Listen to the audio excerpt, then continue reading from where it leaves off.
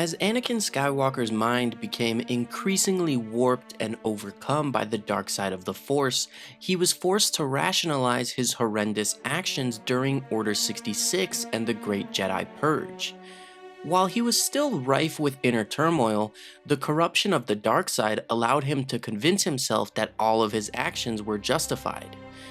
Palpatine had convinced him that the Jedi were traitors to the Republic, and even though Anakin briefly felt remorse for what he had done, he was still resolute in his actions and their necessity.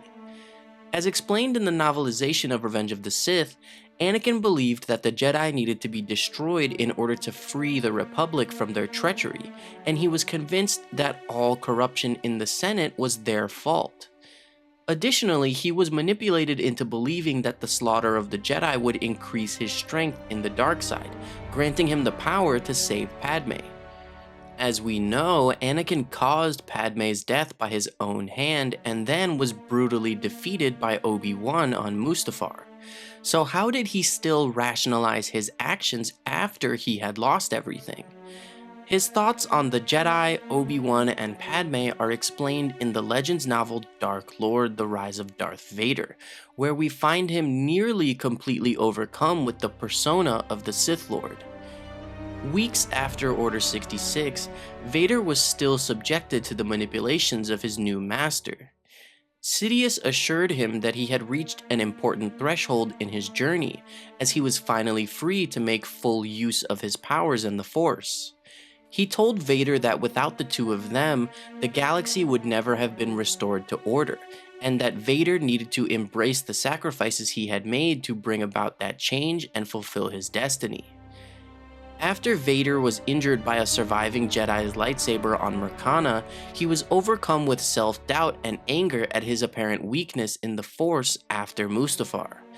This caused him to ponder the events that led to his immolation on the lava bank, and is a perfect representation of his skewed perspective through the corruption of the dark side.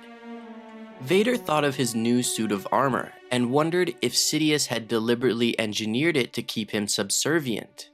Perhaps the armor was punishment for having failed on Mustafar, or maybe that failure had merely given Sidious an excuse to weaken him. Vader wondered if the promise of apprenticeship was nothing more than a ploy, when in reality Sidious only wanted another Grievous to command his forces in the new Empire. Vader dwelled on this thought, before coming to a conclusion that was even more disheartening. Sidious had sent him to Mustafar only to kill the members of the Separatist Council. It was Padmé and Obi-Wan that had sentenced him to the Black Suit prison. He was sentenced by his wife and his alleged best friend, their love for him warped by what they had perceived as betrayal. Obi-Wan was too brainwashed by the Jedi to recognize the power of the dark side. Padmé was too enslaved to the Republic to understand that Palpatine's machinations and Anakin's defection to the dark side had been essential to bringing peace to the galaxy. Essential to placing power in the hands of the resourceful enough to use it properly, in order to save the galaxy from themselves and end the incompetence of the Senate. It was necessary to destroy the bloated, entitled Jedi Order, whose masters were blind to the decay they had fostered. Vader wondered why the Jedi hadn't followed him in embracing the dark side, if he was supposed to be their chosen one. His rage began to grow inside as he thought of himself burning on Mustafar. He had only wanted to save Padmé from death and Obi-Wan from ignorance. In the end, they had failed to recognize his power, to accept that he was doing what was best for everyone. Instead, Padmé was dead, and Obi-Wan was running for his life, as stripped of everything as Vader was. Enraged, Vader cursed the Force itself. What had it ever brought him besides pain? It tortured him with foresight, with visions that he was unable to prevent. It led him to believe that he had great power when he was really little more than its servant.